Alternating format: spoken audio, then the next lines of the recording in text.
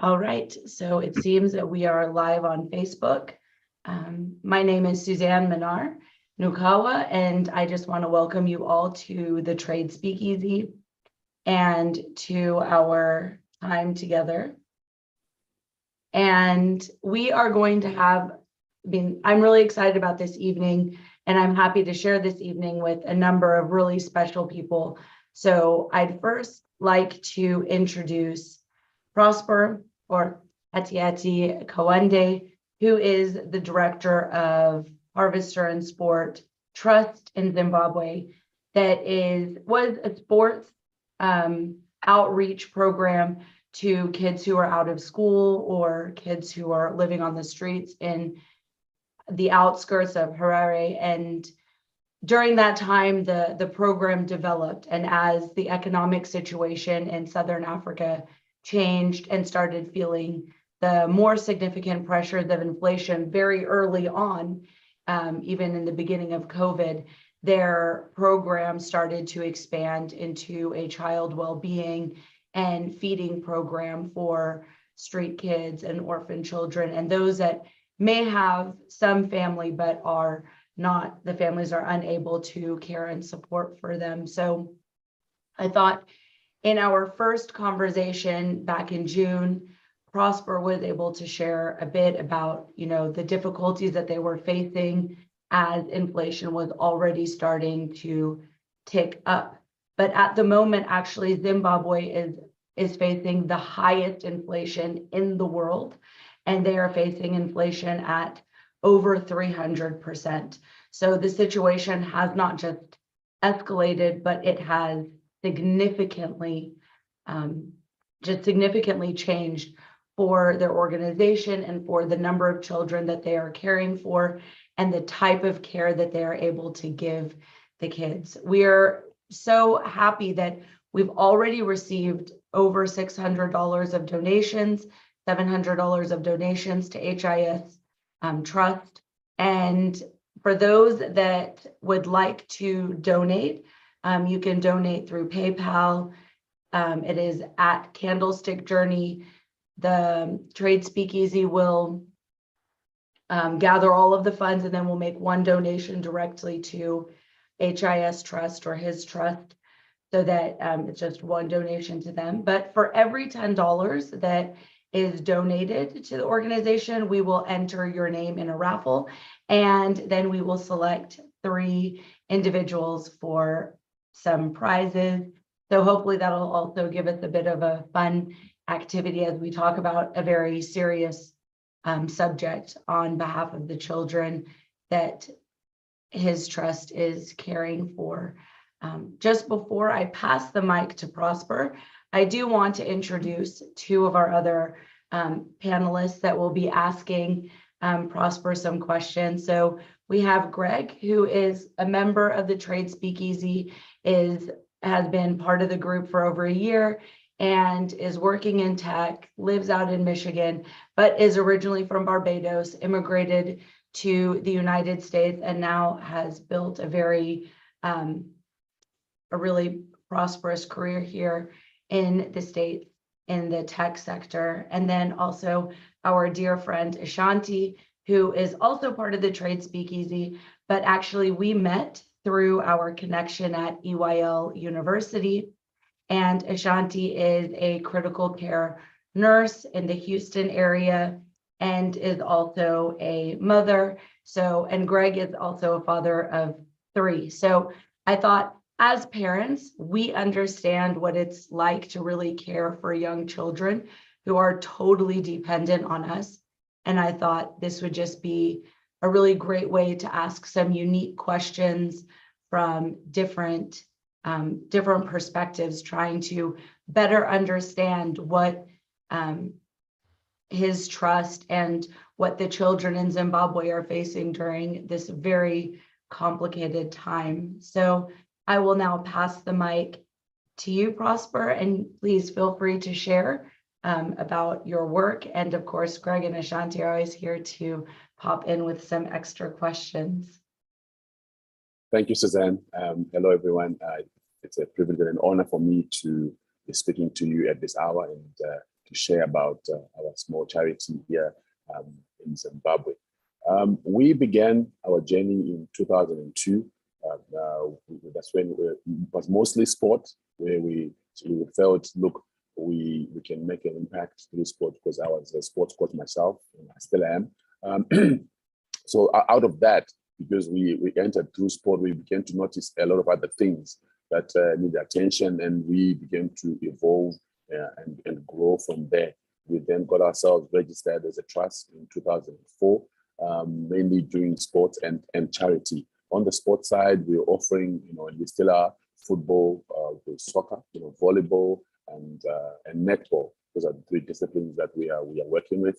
And on the charity side, we then began a feeding program, because we realized that it was very difficult for the children to actually come and play sports without, on empty stomachs. And we saw, how malnourished they were, and we began to try and create some sort of a balanced, diet of sorts. But obviously, over the years, as things have continued to deteriorate, in our country, mostly due to bad economics, and so on, we've realized that it has become increasingly difficult to actually feed these children. What we do is we offer a meal per day.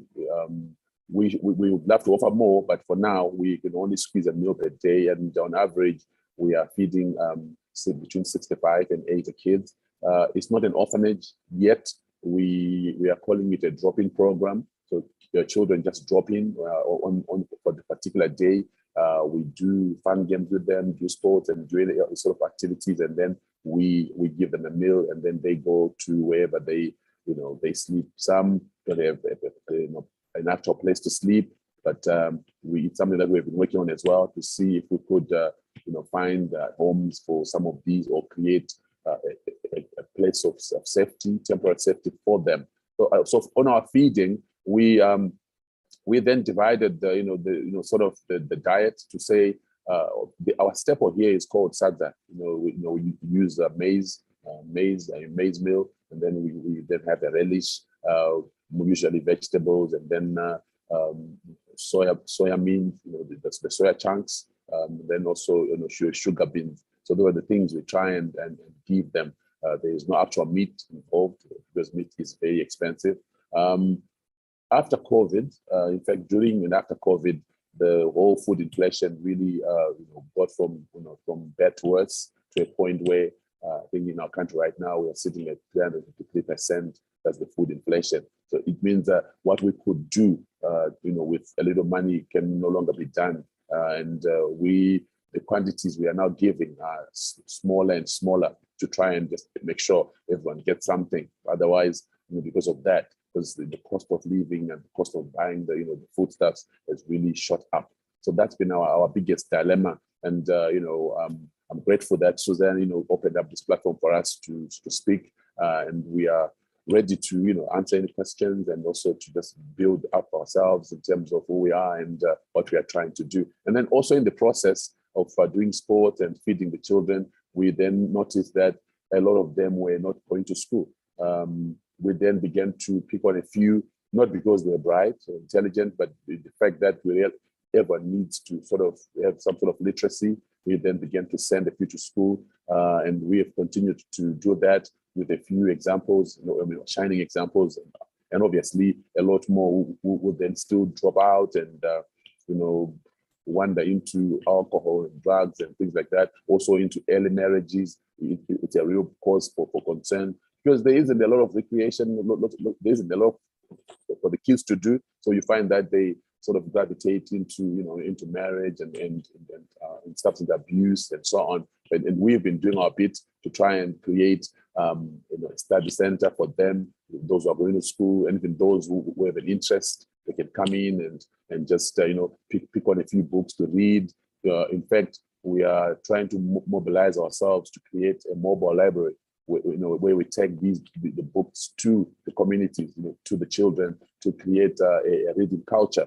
Because again, as I said, where kids have nothing to do, they'll end up, in pregnancy, and, STIs and the like. So we are, as I said again, doing our little bit to do that. and on the weekends, that's when we have our most numbers. We sometimes we get to over 200 children coming in for a meal. So Saturdays are most difficult, to try and juggle, the little that is there to ensure everyone gets a little something. So I think in a nutshell, that's where we are. And then I'm also a social worker. I trained as a social worker. So we've been training the local mothers and young people in the area to assist with the program, because we realize that for it to be effective, people who live in those particular areas are better placed to become, the house mothers, the leaders, the chefs and the teachers. So we have been doing that, and we have managed to, at one point, there's an organization called 1 for 50. I think it's out in the US. We got in touch with them. They came over to train some of our leaders, so a leader can handle 50 children, and so on. It has paid dividends, because there's a bit more care as far as attending to the children and to their needs, is concerned. So yeah, again, in a nutshell, I think that's what I would share by way of introduction. Okay, Prosper, you gave us a lot. And I think that we should start by saying the hour that he's at is like 1, 2 o'clock in the morning. So first we'll give him his respect for being up and doing everything at 1, 2 in the morning. But when you were talking, one of the things you spoke about was the children not going to school. What is the barrier for the kids to not go to school? It's school fees. Okay. School fees, school uniforms, stationery, because schools here, they wear uniform. So it's that. Even though these schools where they are based are very affordable, for example, a primary school per term, a child pays $25 per term. So it should be affordable, but unfortunately, because there's just no work for the guardians, and they struggle, a lot of the contract work that they get, they can work the whole day probably for $5, and then you're obviously not going to prioritize education. You're going to prioritize trying to feed yourself and so on. And then also there's the issue of clothing. I know I didn't mention it. A lot of them walk barefoot. They don't have shoes. So we try and do collections every now and again for clothes and for shoes and for jackets and so on, because our winters sometimes are also very unforgiving, particularly for those other children who sleep. Because in the area, we have the Chinese that are doing brick making. So they've built these ovens, and a number of these children actually go and sleep in those ovens at night for warmth. Oh my gosh. It's a health hazard because of the soot and the things that go on in there. But unfortunately, again, because our capacity is still very small, we can only do so much. We have in fact actually come up with a 3-roomed cabin that we've put in place, and we just need to work on blankets and mattresses, and then these children can move in there. But again, that would mean we'll need to do more than a meal, because these children wander around, trying to scrape around for food and so on. But unfortunately, we can only do one meal, for now. And so we have about 15 who are critical, whom we know we need to find solutions for, move them into that particular place. As I said earlier, we are training some of the house mothers, some of these women in the community to be house mothers to watch over these particular children. These women have nothing to do themselves. So this actually gives them an opportunity to make a difference in the community and also contribute to the greater good, as far as these causes are concerned.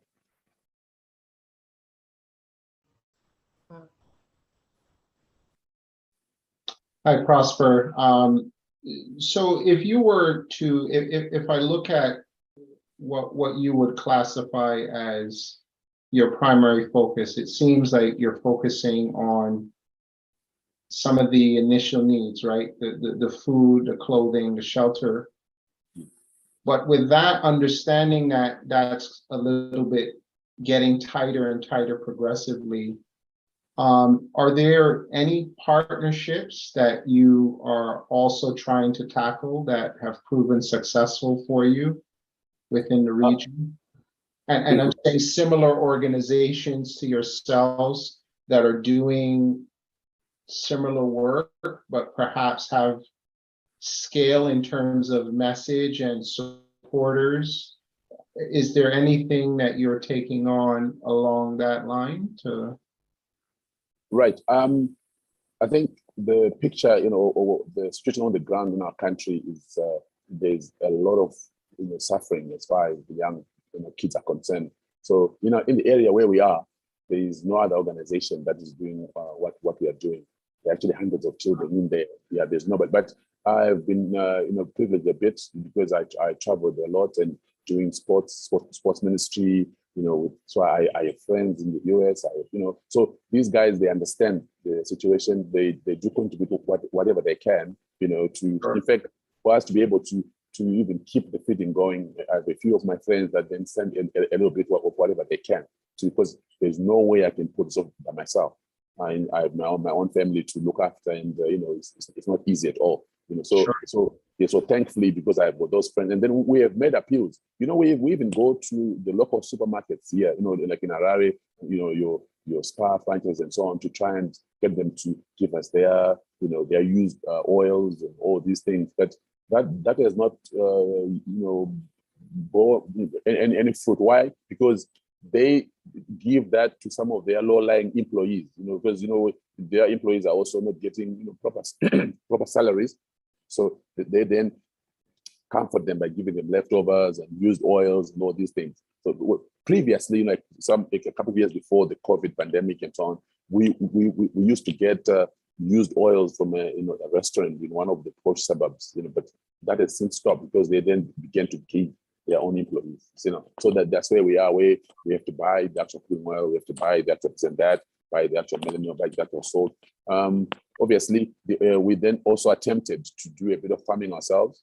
Yeah, we then got one hectare of land where we did maize. So the other year, we actually had a maize crop, and we managed to harvest, and we would then take that to the grinding mill to have the sadza, for the children. But unfortunately, last year we were unable to, because there just wasn't enough money for us to do that. And it looks like again this year we might not do that, because our rainy season will begin around about early November. Because by now we should have tilled the land, prepared the land and bought the seed and fertilizers and everything, and just ready to plant and to get going. But looks like we won't be able to do that, because there isn't any extra for us to invest in that sort of arena.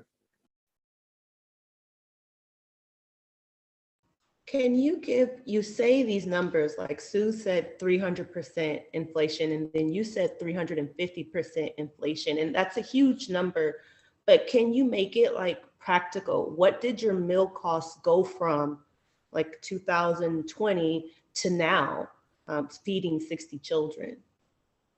Right. Previously, you could say, for example, get $10, $10 US, and then you could feed 40 kids, with $10, just the basics.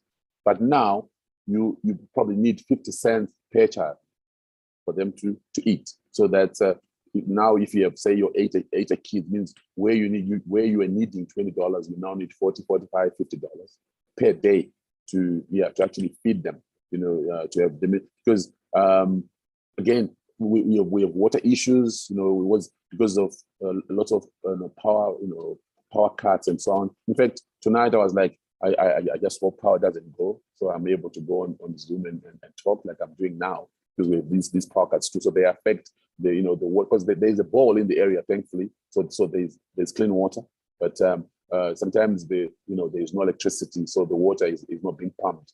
We also do, I'm moving away from the question. We also do like what we call laundry Thursdays, because a lot of the kids are so dirty and their clothes never get washed. So we have now introduced laundry Thursdays, where we just gather all their clothes, and the women in the area just do a laundry job, on behalf of the kids. Then they supervise them as they bath and so on. So all of these dynamics, because we realize that we need a holistic approach. But anyway, back to your question. So we're there to move.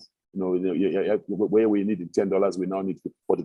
Where we're needing 20, we now need 70, and so on. So that's where the challenge is of the food inflation, because these kids will consume like 50 kgs or more of millet per week.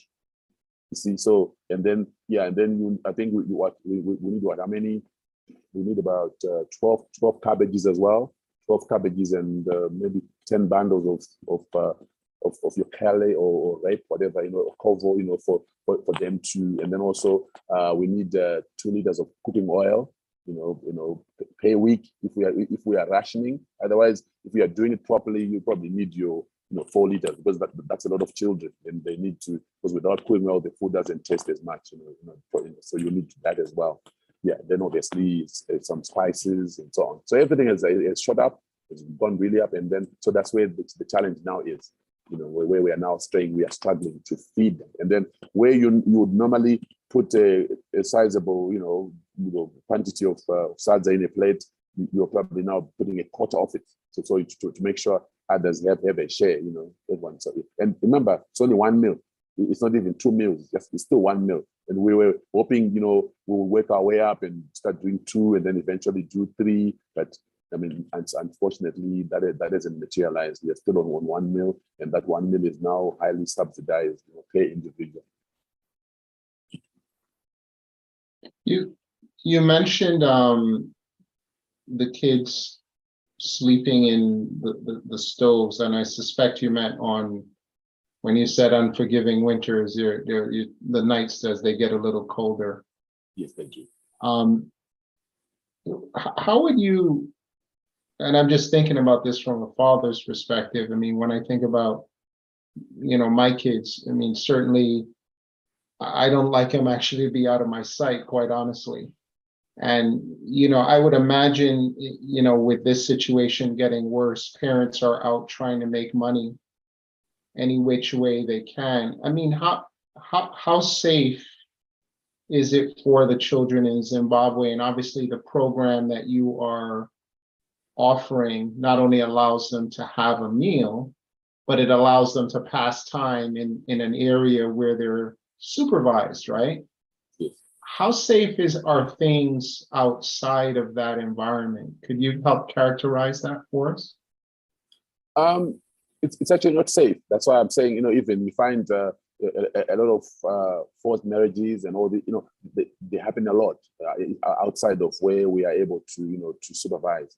A lot of the parents, in fact, most of the households have like your grandmothers, like a grandmom looking after, children, and then you have older children looking after their younger ones because the parents are not there. I'll give you examples. There was a family, the 3 children. The mom just ran away, left the father with the kid, and the father, all he does is leaves early in the morning, comes back at night drunk.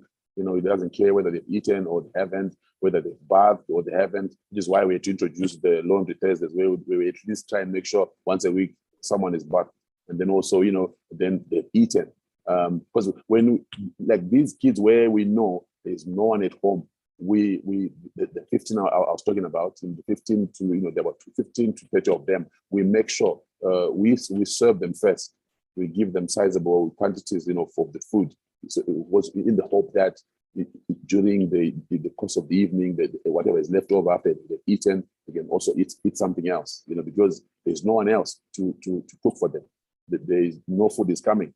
No parent is coming to you to say, okay, have you eaten, a bath, and let's do this for you. So that's the challenge we have, because the struggles now to get jobs. But I don't know if you're aware that unemployment in our country is probably around the 90% or so, because there are no jobs, unfortunately, because of how our economy has been run. There are no jobs. It's all informalized. People are all mostly in the informal sector. And because it's all now overpopulated in the formal sector, it's very hard to have your whatever you're doing bought or catching the attention, because you've got hundreds doing the same thing, hoping to make $1 out of it. So yes, that's where the challenge is. So the parent, the guardian, or whoever it is, are never available.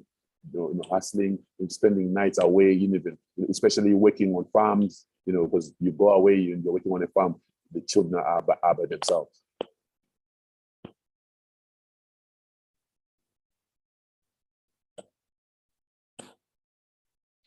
Going back to the feeding program, previously you guys were using, I think you mentioned a different kind of like a alternative protein source for the kids. But I'm assuming now from the change in the dynamics of price, maybe that's something you could give us like a comparison about. I know there were particular like specific vegetables that you guys used to bring, and now you haven't been able to afford them, or other protein sources. Maybe if you can talk just a little bit about that. Sorry, Um, Ashanti, that I cut you off. Don't forget your question. no, it's fine. Like we try and get sugar beans.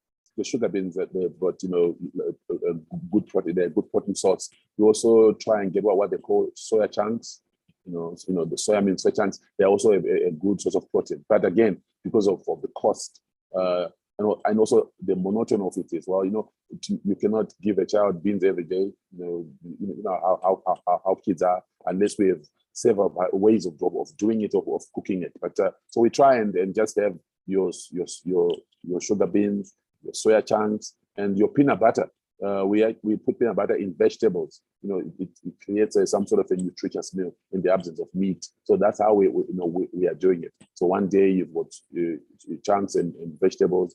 The other day you've got peanut butter in vegetables. The other day you've got sugar beans and vegetables. So we sort of rotate that Monday to Sunday.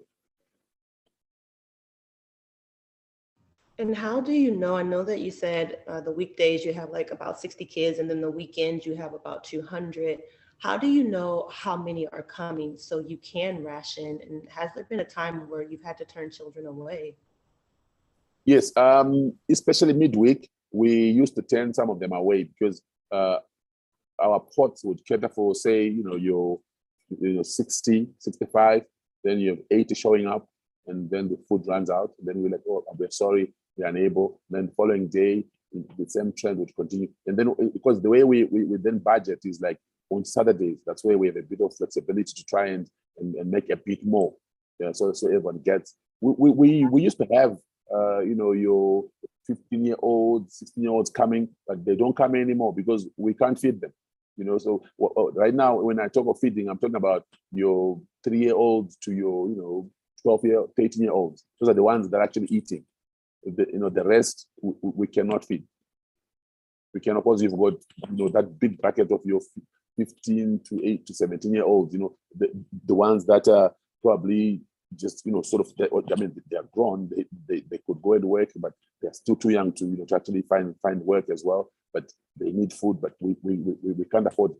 So these are the ones that end up in substance abuse, end up in early marriages, and all these things, because it's very difficult for especially for the girl child. We at some point we had begun like a netball team to try and capture a lot of these teenagers, to get them to play the girls, but we had to abandon that again, not because of resources, because you see the surfaces are very rough. A volleyball, a football doesn't last long, because of the surfaces. So you need to keep buying and buying and buying. So you find that in 6 months you have to buy four balls and so on. So that's an expense we cannot really afford, because we'd rather feed than do that.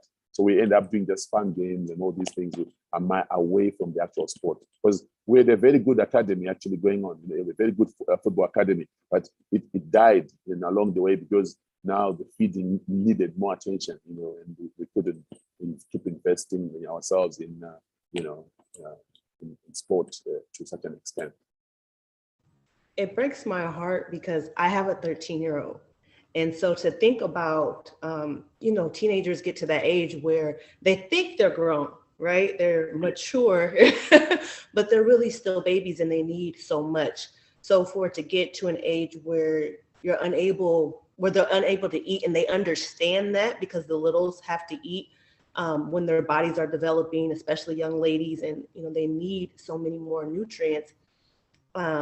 It's very hard.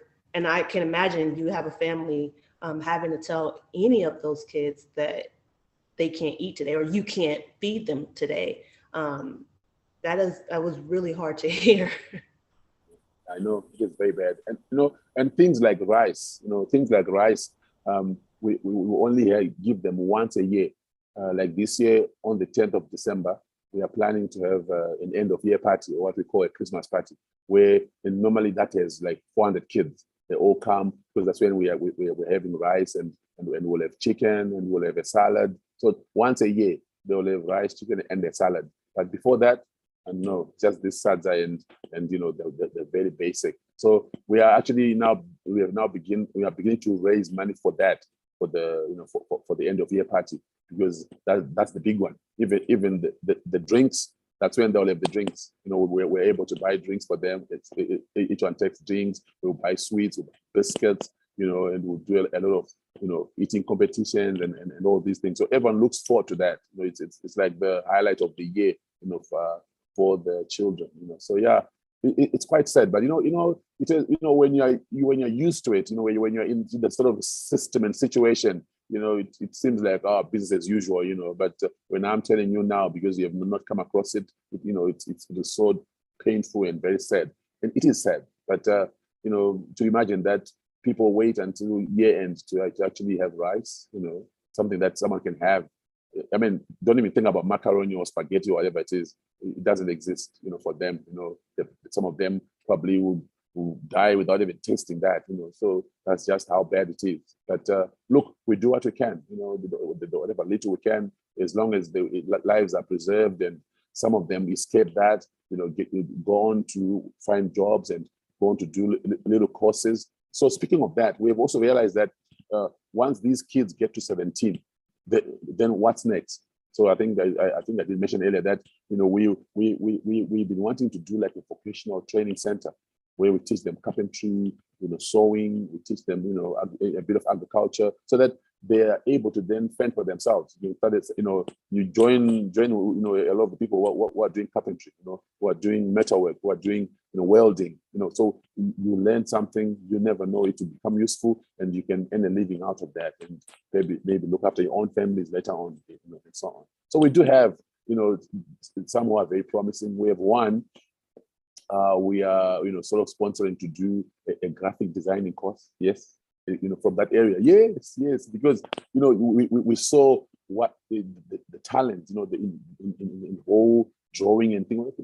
Maybe let's just sacrifice and get you to do a designing course, and maybe, and then once you sort of get out of this sort of situation and have a good job, you can also give back to the program and support those who are still coming up, because that's the model we're trying to create sustainability, because it's a fact that the way we are currently running it is not sustainable, because we are failing to feed more and more and more, and so it's a real struggle. But if we then have a sustainable way, which is why we had said we have a patch to do agriculture. Some of the foodstuffs go in there, some we sell, so we will keep having money to keep pushing and keep doing it. And then others who are the bright spots go on to do courses and get proper jobs. They then begin to also give something back, and it goes on like. Yeah, I'm here. I'm joining Ashanti in terms of the heartbreak, and just thinking about the amount of food we waste here in the U.S. I mean, being part of technology, one of the things that we're realizing is the amount of food that we're wasting actually contributes to a lot of the greenhouse gases that's causing a lot of the global warming problems. And to just see this happening right in our midst, or across an ocean is extremely heartbreaking. And I know for you, seeing it every day, you probably develop some level of tolerance. But I'm curious as to, how do you actually cope, yourself with under such conditions? Where do you find that way to rejuvenate personally? I think for me, it's a calling, because I also over the years began a small little company called His Trust Team. You can check it out on Facebook. We do leadership training. We train prefects in schools. So for me, it's natural. I just like to enhance effectiveness, in people, also to just help people. So for me, I see that as a calling. So I love doing it. I love seeing where we can make a difference. I love seeing change lives. So that's how I actually met Suzanne, because Kate, Suzanne's friend, we were in Damascus. Is it Damascus? Right? Syria, yes. We were in Damascus together. I was doing, bringing hope through football program with the refugees from UNRWA. So I was going there to coach them football, the refugees from Iraq, that way in Damascus. So that's how I actually connected with Katie. Katie would then link me to Suzanne, because that's my passion. That's who I am. So I got a sponsored ticket to go there, to go and just help out. So I've done that. I've gone to quite a number of countries where not lately, but back then. Because right now I can't even afford to travel anymore. I just have to stick to what I'm doing, whatever I raise, channel, divide between my family and that, and then also what my friends can help me with. And then, we just carry on like that. So obviously at first my wife didn't understand it, but then after a while she began to appreciate, okay, it's an actual calling, that my husband has. So now we began to do it together. In fact, this feeding program, at first we would cook the food in our house, and then just carry these big pots to the community, and then we'll dish out until we then trained the locals to cook themselves, and then we bought pots, we gave them, so they cook now. We don't cook. We just go and visit and just participate in whatever is needed. And if we have any friend of mine coming over, then we go with the friend. We play sports and do whatever we then do. So yeah. It's been quite a journey, and the journey continues. Who knows until when? But it sounds like you're making progress, and that probably is exactly what keeps you going, right? Just your cooking example. Yes. Progress is a motivator, and so that's really great to hear. No, thank you. Yeah, because even the coaching, I would go and do the coaching there myself, but now I don't. We have raised some coaches. So for me, I see that progress, where others are taking over some of the things we're supposed to be doing, and even the schooling part of it, we have raised a couple of young ladies who are presiding over the other students in terms of making sure they're studying, especially during the lockdown. When we had COVID, we locked down, we would have distance. We'll see them nicely, supervise them, and make sure no one gets left behind in terms of catching up with school. Because schools were actually closed for quite a long time, but we kept going, and our kids had some sort of an advantage when schools eventually opened.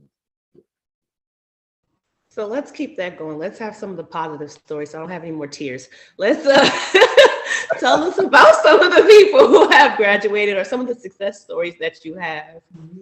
Yes. We right. So we have had the orphans who didn't have any paperwork. We had to work from scratch, move from government building to government building until they got their birth certificates, and then they got their IDs, and we send them through school. I think we have two who were actually now preschool teachers. They're now preschool teachers. Yes, they're now preschool teachers. So that's what we are doing, and we have got a few more who, with again resources permitting, we can send through school to study something, and then they can give back and also look after their own family. Because I'll tell you this, some of these children whom we have helped, and they have gone through, and they are good testimonies. They've actually been helping their own families because they have their own siblings who, and then, because what happens is, the moment we help you to do something, a little course, and you're working, we then strike off your siblings from the school fee support. They become your baby, support your own siblings and so on. So we then embrace others we feel are in a much more difficult situation. We take them on board, and then we assist. Like I said, we can't take everyone. There are probably hundreds now who need that sort of assistance. We can only take 5, 10, 20, 30, like we have now. But we have a few of these stories, and we are working on through my team building little company. Where we are working on getting some of them to go to the cruise ships, in Carnival in Florida, because when they are there, they can work as youth workers and fun squad and so on, because that's the stuff we teach them here. So it's quite a testimony to come from these slums and then suddenly you find yourself in Florida. So we are, you know, keep watching this space. There'll be a few testimonies, a few good stories here. Very nice. There was a question in the chat about the graphic design course. So how you're able to provide the kids the resources, the internet access to be able to help them develop those skills, what that looks like in practice. No, unfortunately, we can't provide internet support. What we do is they just go into town, into the city center, to the college, the small college where they have affordable fees, and they learn. They just use the PC over there, go back home. So obviously, it's not as easy because you need to have your own little laptop and so on. But they don't have. They just go there and study and keep doing it. You know. Some of them are learning digital marketing as well, you know, because we realize that's how our world is, you know, is evolving and moving. But to then equip them with the computers. In fact, speaking of computers, we had wanted to start an ICT sort of program in the area where we have where we gather these low-cost computers, you know, teach kids computers, because a lot of them have never seen a computer. They have not used one. So it's been something, again, we've been wanting to do. But unfortunately, when things worsened, as I said again, we then just zeroed in on the feeding. Let's just feed. Then everything else will hopefully in years to come be able to sort of begin to attend to. But no, but to answer your question, we can't afford the internet access for them. We can't afford you know, laptops or even a PC for them. They just use it at the little college and then go back home. Well, that's great that at least you have some of those resources in place, like different schools, the number of vocational schools that you talked about. So it's great that they're there, because, you know, when you are able to find children that are gifted in those areas, you have some kind of resource for them. So that is a positive story, as Ashanti said. But I pass it back to you guys. Greg, I think you wanted to say something. Yeah, no, I mean, I'm just thinking about, you know, the emphasis, you know, even myself as a kid, before I immigrated to the United States, a lot of the emphasis was placed on education and literacy, education, because it really, and obviously if, you know, you're hungry, notwithstanding, it's hard for you to be in a position to focus and train yourself, but assuming that that's in place, the education really is the way to get some sort of advantage. And it just reinforced that for me, and what you're doing is in that realm, because you appear, if I understood right, you appear to be branching out into these quick training areas where there is a need. You're serving up the skills very quickly, and then translating that right away into people that hopefully can get jobs, and then, as you mentioned, pay it back to their siblings at a minimum, and hopefully a little bit more if it's possible. It's a good approach, and you know, I think I'm much more clearer on that side of it, and really pulling that together, because that's the only thing you really have when you don't have money, right? If you have this, yes. You can do a lot. So yeah, so the whole education thing is very important for us, because in fact I spoke about a piece of land where we wanted to do a bit of agriculture. There's also an adjacent piece of land close by where we were thinking, as time goes by, we can work on doing a school, you know, building a low-cost school, because schooling, I mean, education is fundamental. It is fundamental. It opens up a world of possibilities for everyone. So the key thing is to be literate and to have some sort of technical skill that evolve or come out of a particular sort of education. So yes, for us, it's on the table. We don't know whether it will come to pass or not, but at least a man is better off dreaming, right? So, so we keep dreaming and we're hoping that we can actually do something like that. Apart from which is apart from the feeding, let kids learn, and then low cost and get find scholarships for them within our own little schooling system and get as many as we can through primary education. Because look, secondary education becomes very. It's not. It should be a must, but most don't go. At least you are able to read and write. Go on and do something with your life. Yeah, I was always taught that education was the way out of the hood. Like that was the only way that I was going to make it and prosper was to have an education. It does seem like with what you're saying, besides just the education, that there's this entrepreneurial spirit. There aren't jobs, so there has to be a way that you make your own money. And so I know that you talked about kind of what category is available for jobs or what sector was there. When you were talking about you wanted to build a school for there to be basically a vocational school, what are you looking for with that? As I said again, we realize that we have taken you through primary school, through high school. Then what? Because you don't have an actual technical skill to help you survive out there. Okay, because all the clerical jobs are taken. Yes, because you get to do your ordinary level, you can be a clerk, but it's all taken. There's nothing available on the market. But you can fix wardrobes, you can do plumbing, you can do welding. There's still a lot of openings in that sort of field. So if we then get to a place where we have an opportunity to offer like these short courses for a month, you come and you're learning how to weld. For a month, you're coming to learn how to do digital marketing, for example. These things are actually what is opening up a whole lot stuff to do with ICT. So that's our thinking, that if we're able to start something like that, nothing fancy, just something to get them going. Hopefully that builds on to something good and something worthwhile for them in life. So that's how we are looking at it. Because equip someone with skill, they can figure life out, by themselves. They can already read and write, but now they have a skill, they're equipped.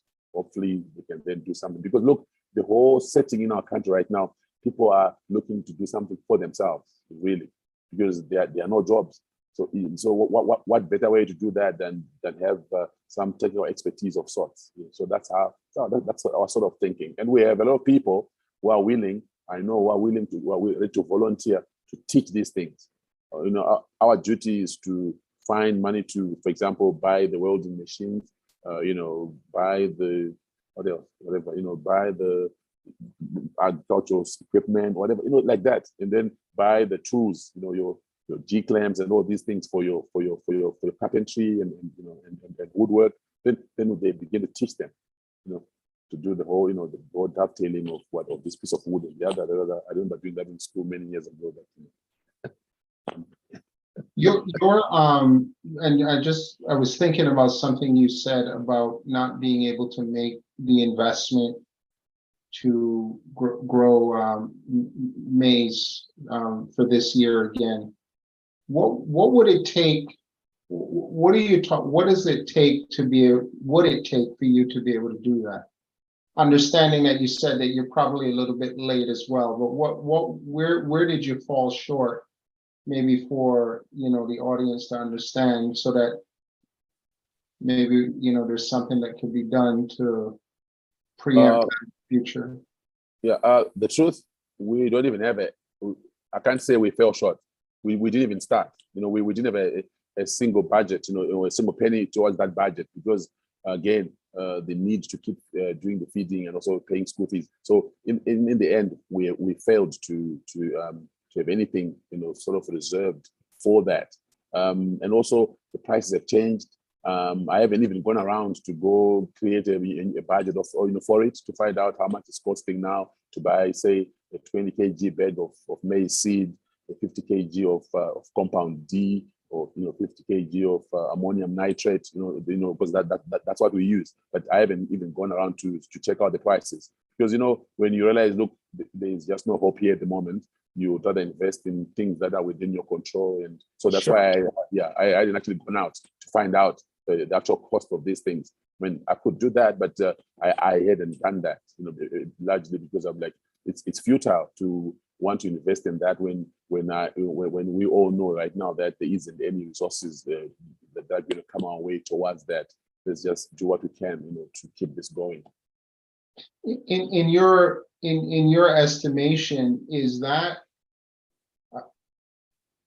here's where I'm coming from. When there is a need to prioritize and you have multiple competing priorities, you have to pick one priority, right? Everything cannot be a priority one. So that's the premise from where I'm coming. Yes, I understand. So if you were to, is it worth, if you were to just looking back, or if you were planning for the future, is that a better path of control to be a producer of food versus a consumer of food? That's really what I'm trying to get at. Is the investment from that perspective worth it if you were to plan and perhaps maybe forsake something, if what I'm saying makes sense? It does. In fact, that's been my ambition and my burden, really, that we need to become producers, because the fact of the matter is, in poor communities, they don't stop giving birth, do they? So kids are going to be churned out, one way or the other, whether they are parents or not. There'll be kids. So we said, look, we need to be producers. Let's do maize. Let's do sugar beet. Let's do cabbages. Let's do tomatoes. Let's do onions. So the excess we sell and reinvest. So it becomes a cycle. Let's invest in horticulture. So if we're able to do that, it means we have cut out a huge chunk of cost. Because the maize mill is it has to be the biggest cost, because without the staple there is no mill. There has to be the staple. So if we can get 60 bags of maize, we planned a hectare of maize, get 60 bags. We know we can feed throughout the year. 60 bags. Obviously it won't last the whole year, but at least 3/4 of the year is covered.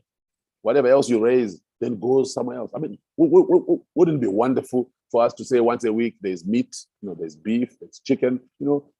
That'd be great, because that's some of what I long for and hope for, that we can actually add meat, at some point, But first and foremost, before we add meat, let's do it twice a day. Let's feed once a day. You see now, right now it's just once a day. Let's do it twice. Yes, we are doing our vegetarian dish, no problem, but it's twice. Kids will still come and eat. Then we work on the meat. But as you're saying again, it is a big priority of mine to be a producer. We want to be producers. So in fact, as I talk to you, I'm trying to look at the last time I did some sort of a budget, concerning maize. So I can sort of give Could you actually still catch this rainy season? I mean, is Yeah. there enough time between now and November that if you had enough funding in the near future that you could actually still plant, or have you missed this season entirely? No, we haven't missed, because the rains haven't come down yet. So we can still plant. We can still do something. Yes. Okay, Houston, Houston, if you're in the chat, this is our time. This is our time. And Susie, if you'll tell again, like, how we can do donations, just because this is a great part to put that in it. Yeah, so through PayPal at Candlestick Journey. And can you give us just an approximation about how much you would need, like, right now in order to get the seed planted? Yeah. I mean, I know you don't know the numbers exactly because you still have to go out in the market and see what the current prices are, but just to give us like a general feel. Yeah, I'm trying to look. I've got something in. Sorry, I'm actually going through my laptop here. Yeah, as I talk to you, because I have something we did for 2020 into 2021. The one time I was telling you we actually did maize. Here, at a rate of 100 kgs per hectare, the unit cost of 50 kg of 100 kg seed was $200 US. Then, and then the unit cost of 25 kgs. 25 kgs was like half a hectare. 25 kgs was going for $70. Then that was in 2020. And then compound D, you would need 200 kgs for the season. That was going at $144 US in 2020. Ammonium nitrate, 100 kgs was going for $72. You know, so that's, and then obviously your pesticides and fungicides, your dimethoate, carbaryl, and lambda. So those three fungicides were costing $52 in 2020. Then your herbicide, metallachlor, whatever. So what was your total? The total was in 2020. In 2020, the total was $2,788 to do sugar beans and maize. Okay. Yes, that was the total in 2020. And this covered your entire field to the entire area you have appropriated close Yes. to your trust. This area's land that you have appropriated that's yours to do that. Is that right? Yes, correct. So there is no rent or land fees or anything. It's just us planting and doing that. So in 2020, those were the budgets to do maize and sugar beans. And you know, yeah, because the good thing with sugar beans is it's in high demand. You know, if you have a lot of it, you can sell. The prices are very competitive because a bucket of sugar beans will be like $30 US. A bucket is almost 20 kgs. It will be like $30 US. You know, if you're selling. So that means if you have 50 bags of sugar beans, a bag is 50 kgs. So that's quite a lot of money. You know, and that was the goal then. You know. So yes, to be a producer will be fantastic because we are ready to invest our time on supervising and watching over the fields and make sure, you know, we get something out of it, then feed the children, sell some of it. And then because I also realized that we don't do enough for the caregivers that we have in the area, because they have taken their time out to watch over the kids, to cook, to do the laundry and so on. And we haven't been able to do much for them in terms of to say thank you, you know, like every end of each month, whether it's your $30, oh, thank you so much, you know, for doing this and so on. So we haven't been able to raise enough to actually be thanking them, you know, like that. But I'm thankful that they remain interested. They keep going, you know, they keep pushing and they are seeing the results. I guess it's the results that help people to keep on keeping on, really. Because when you see kids who were stranded now going to school, you know, kids who were going nowhere now going somewhere, I think for them that has been a key motivator. But at some point, you know, in probably the end of this year, it'll be wonderful for us to have something to give them, particularly on the 10th of December when we have, you know, our end of year party. We'll be like, oh, thank you so much, Mrs. So and so, Mr. So and so. Thank you so much for being with us throughout the year. Let's continue again in 2023. Got it. So I think, you know, we have to figure out how to, you know, I guess this is one of many of your vectors that, you know, we need to mobilize as best as we can, right? And do as much as we can. I think the producing angle, no matter what level you start, is going to be something that will be a little bit better, because you've got to start producing to make money that you'll ultimately probably spend. But I mean, you know, so hopefully those listening get the message to dig deep. Certainly after this call, and I won't make any bones about it, I'll be back with you, Susan, with more contribution. That for me, I can't, you know, going through this it just wouldn't work. So I'll make a commitment right now. Thank you. I agree. Totally agree. Yeah, and it definitely is.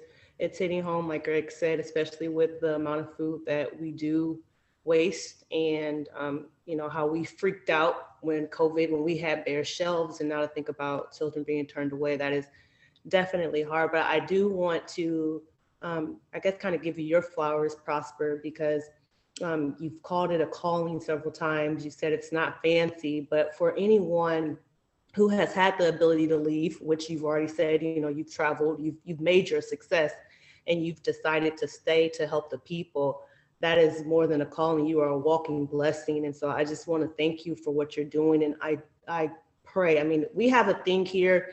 I don't want to get too American on you, especially too Southern, but we have a thing where it's Houston versus everybody. Everybody can get it, So I am believing that the Houston group will show out, and our donations will be better than anyone. And I pray that you are able to use that as you need to for these kids, because you've already shown that your heart is for them. So I'm just so grateful to have this time to talk to you and get this insight.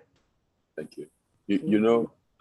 Just before COVID, in 2019, I actually went to the United Kingdom to look for a social work job. Oh.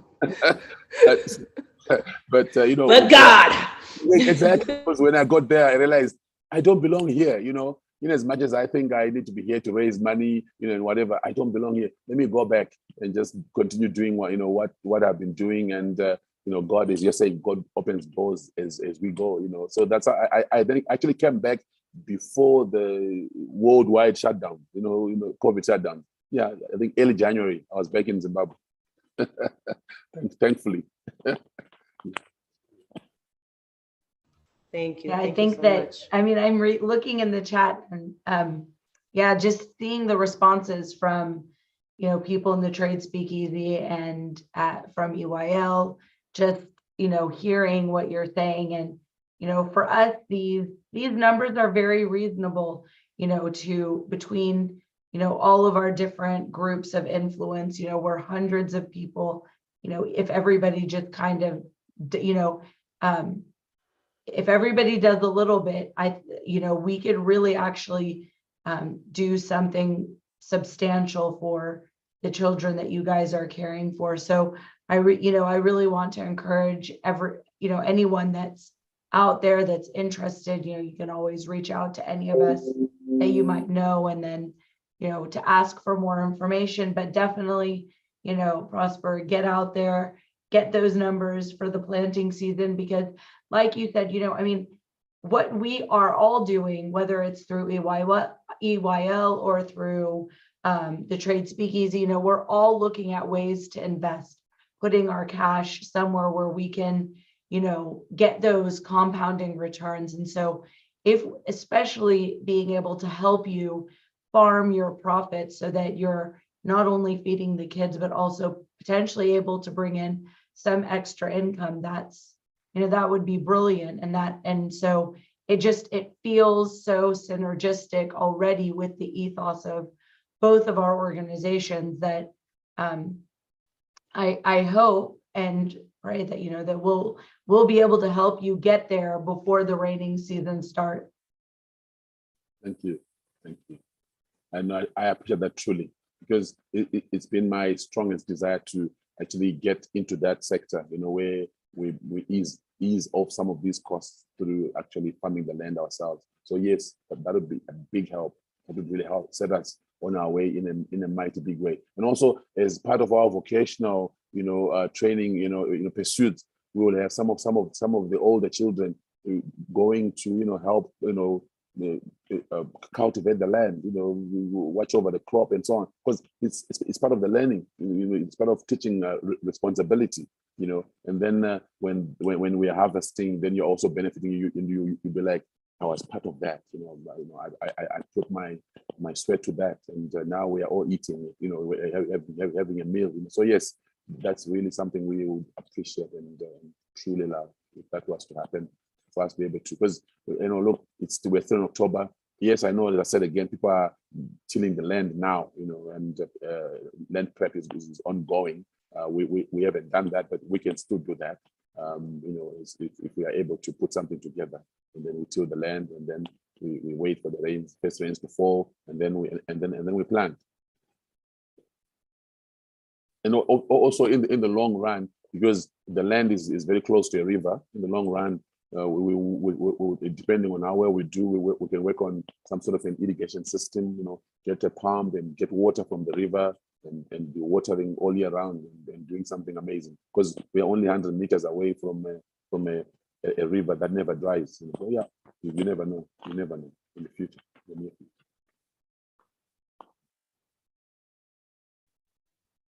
How close are you to the airport in Zimbabwe? What airport would we fly into if we were to come visit you? Robert Mugabe International Airport. We are how many kilometers? Almost 30 kilometers. In fact, the program itself is about 45, 50 kilometers from the airport. So it's not very far. And would love for you to visit. Because I always tell people that it's one thing to want to give and you are far away, but to be on the ground and actually see for yourself is even better. And we are happy to have people coming over and then to see what we are doing. It just affirms it. Authentic. 50 kilometers from your international airport? Yeah, very few. Yeah, 40, 50 kilometers. Yeah, it's actually very short distance. Sure. So I know my wife is from Haiti, and her family is from the countryside in Haiti, a country called Dessous, and it's about 25 miles, but it takes almost 6 hours to get there. No, thankfully, because we are just on, this program is on the outskirts, so it will be easy. Yeah, it's not difficult. But yeah. But the farmland is countryside. So that means when you get to where we are doing the program, you then need to travel another 50 kilometers to get to the farming patch. Yeah. So I've been to most of the countries that surround you. I've done a lot of business in Mozambique and a lot of business in South Africa. A lot. Oh, really? Oh, yeah, absolutely. Absolutely. Oh, really? I was learning something new all the time. Yeah. Yeah, I was with a different company then, but I was in Tet, which is the north of Mozambique. T-E-T-E, Tet. I've been there. I've been there. Yeah, I've been there. Because I went there every month for a couple of years, so really? I know it well. Oh yeah. Yeah, because when we are visiting Malawi by road, you go through Tete. You go through Tete to get to Malawi. Yeah, so we had operations in Malawi as well. I was with a mining client. Really? Very large mining client. Yeah. Yeah. Oh, impressive. So wow, there's so much more synergy than what we realized. So Greg is ready. He's already on the plane. I feel like his bag is already packed for Zimbabwe. Wow, beautiful. That's beautiful. I love traveling the world. So I mean, I'm so privileged that I could do it now for work. It's my thing for sure. Sure. So you never know. Let's see. Oh yeah, you can never know. It'd be wonderful if that was to happen, because we would love to have you here. And then you can give a few lectures to the kids on life and so on. Because it's always wonderful to have a different voice. Speaking to them. It makes a lot of difference. Unlike our same old voices every day. So if someone new comes in, they quickly catch on and they're enthusiastic and they pay a lot of attention. So yeah, sure, that'd be great. I mean, also Ashanti is in the nursing sector, in the medical sector. We need a lot of that. Oh yeah. In fact, we were thinking of gathering nurses or something. It doesn't actually happen here because they're all busy hustling somewhere. But it'd be wonderful to have someone just come and check the kids. It's a simple check. You look at their skin and all that and see, do they have any disease or whatever, rashes and things that could be spread quickly around amongst themselves. How do we check that and so on? So it's something that we would also love to have. So you're talking about an H-Town Detroit combo. That's what I'm hearing. Exactly. Don't play with me now. Don't play with me. I stay passport ready. Don't do it.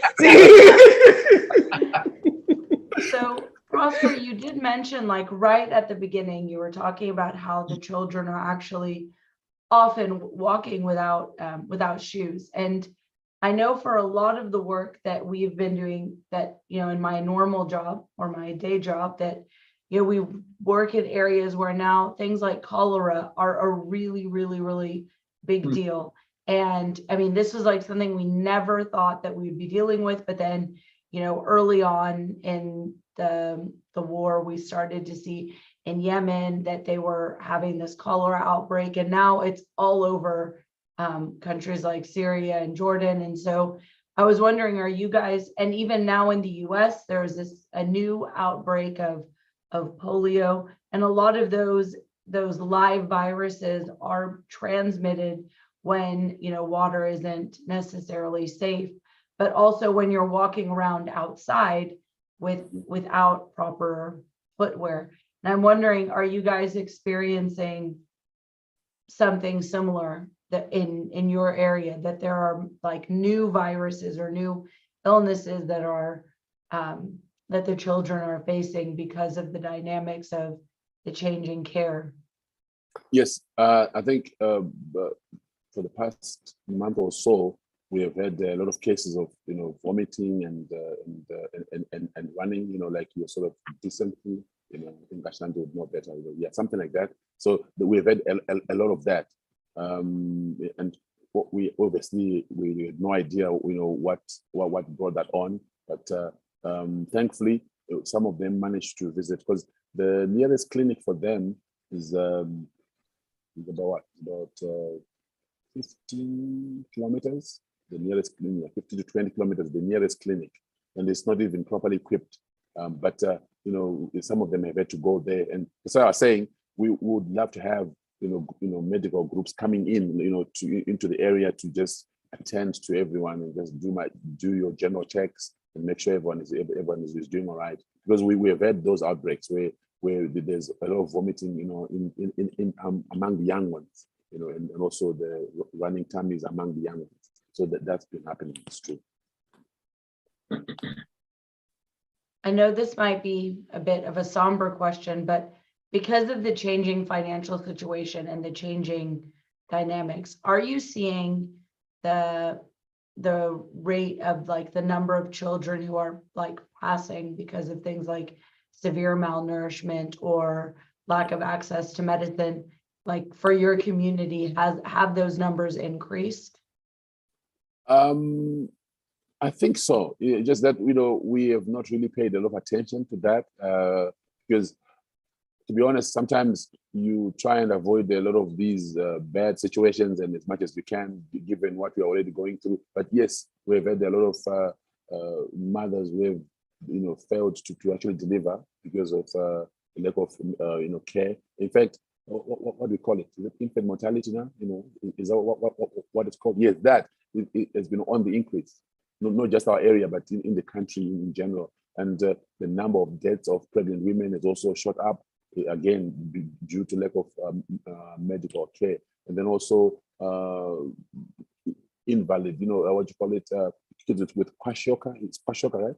Yeah, where they don't have enough nutrition. That's also on the increase. And because you see it when you want to play sport with them, how they actually struggle, before long, shortness of breath, they can't participate or they can't run, but yet they are very young. Because kids, they should have all the energy, isn't it? And to be able to do all the running around. So when you see they can't, and you realize they are not getting nutritious food, and which is unfortunate. And obviously our meal a day does not actually do justice to that sort of those particular extreme conditions. It will just help the normal ordinary child to have something to eat, something to fill up their tummy. But those who are in those sort of malnourished states, where we don't actually have a proper food program for them. It's something maybe worth exploring, from our end.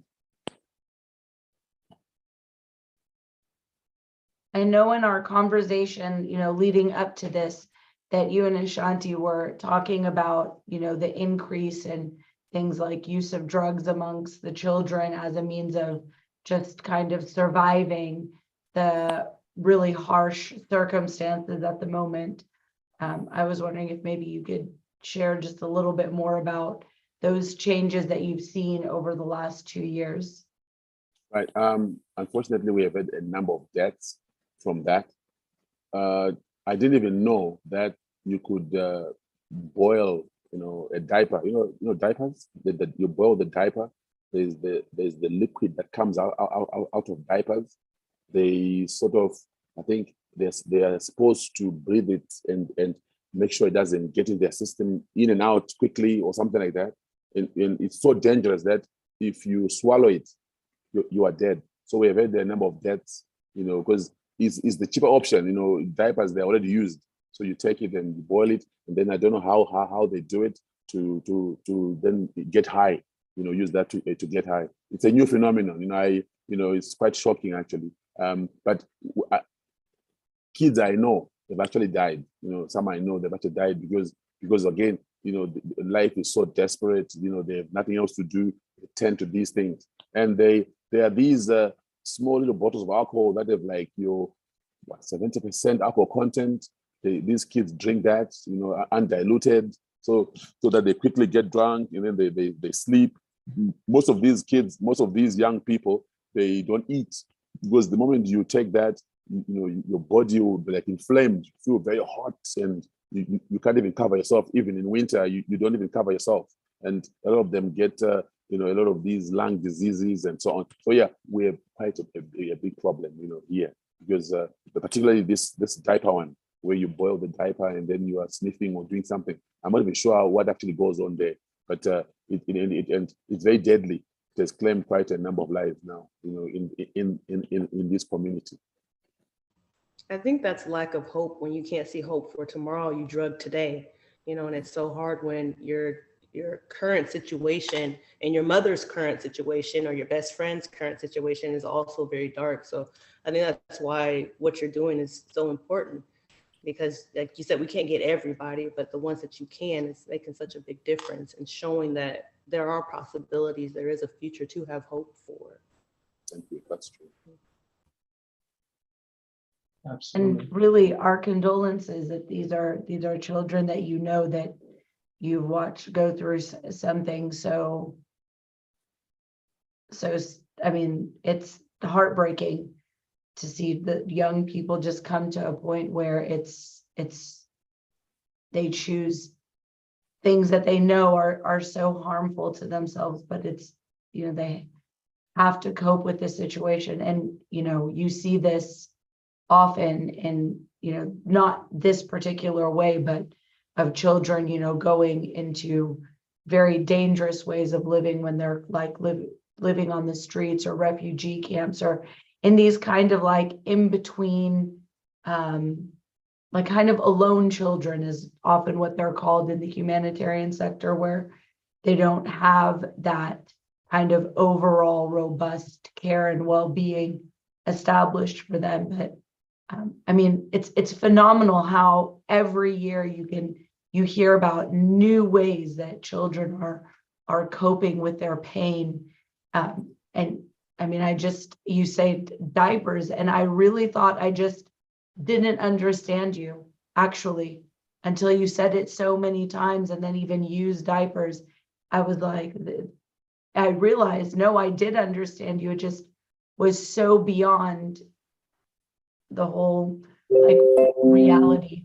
So it to me, I mean, first of all, thank you for the work that you do, and that you do this day in and day out, and that you put your whole heart into it, into caring for these children. So thank you for that. Thank you for doing that for these kids. But it just imparts more how urgent and important it is for those of us that are outside this situation, that have potentially more resources and more fluid resources to be able to turn around and help you guys to build out those farms. Because we don't want to be hearing about children huffing diapers, and we could be doing something about it. Like we here in in our norm, that still have our jobs, still are able to trade for extra income or have other investments, that if we have some of that side money, that we need to be helping you as much as possible to really get those productive activities underway, whether that's helping more kids get into the vocational schools so that they can also be taking more responsibility for their children, or getting the farms up and running so that you're not having to constantly buying food that is consistently rising at newer inflation rates. Yeah, so we're, you know, yeah, we are ready to put our shoulder to the plow with you, that you don't have to do this alone, because it is massive. You're taking care of hundreds and hundreds of children, all at different ages, each facing their own unique set of circumstances, and you're trying to provide them a comprehensive response, whether it's in education or food or sports or, medical help. So, I hope that we as a community will be able to come alongside you and support you as much as we can. So I'm really thankful also that Greg is here from the Trade Speakeasy and from, his networks, where he'll be able to kind of take this message back, and Ashanti also from EYL, and being able to get into our Houston group and, encourage our members there. And just seeing the chat, I mean, people are moved by what you're talking about. And I'm really thankful that, Greg and Ashanti joined me today, because I think they've done such a phenomenal job on multiple levels of really taking your work and making it tangible for our friends and our families and our networks to be able to really connect with what you're talking about. So really bravo to you, and thank you for taking the time to revisit these really painful stories, because we always say in the humanitarian sector that when people have to share what they see, it's sometimes even more traumatizing than the first time they said it, because by verbalizing it themselves, it's like it becomes another kind of reality, because you can see things every single day, but to have to share that truth and that pain with another person, and then to help them come alongside you to experience it, that is also trauma, that, kind of trauma. So we thank you for taking on that burden in a way, so that we can have the opportunity now to choose to come alongside you in a meaningful way. So I really want you to hear my heart that I'm deeply thankful that you have given us your time today. I'm at 1 o'clock in the morning, your time, to share about this. I don't want to end here if Greg and Ashanti have any other questions, but I did want to make sure that from our hearts how deeply thankful we are for you, for what you do, for your organization, and the kids that you're caring for. Thank you so much. Thank you. Absolutely. Yeah, you definitely changed my entire day. Thank you very much for being so open. Thank you. I love interacting. Thank you very much. So Susan, if you're carrying on, I'm going to bow out, but we'll be in touch. Prosper, really great meeting, interacting with you. H-Town, Ashanti, good to meet you as well. All right, and we'll definitely be connecting soon, okay? Thank you, Greg. So for those who are joining us later in the YouTube channel, be watching this on the replay or accessing this through YouTube. Again, please, we'll continue to be accepting donations throughout. Just market Zimbabwe or his trust, and then you can send that through PayPal to @Candlestick Journey, all one word. And we will, for the raffle, we will continue to accept donations through the weekend. And then on Monday evening, my time, we will do the raffle drawing for 3 random winners of a present from the Trade Speakeasy as we gather these donations. So I wanted to thank you guys for your time. Again, thank you, Ashanti. Greg's already had to leave, but thank you for joining us. And of course, Prosper, thank you so much for sharing with us. I hope you have a very blessed night rest and week ahead. Thank you so much. I truly appreciate it. Thank you so much, Suzanne. Thank you, Ashanti. And getting to know you. Yes, thank you so much. All right, I will say goodbye for now. All right. Thank you.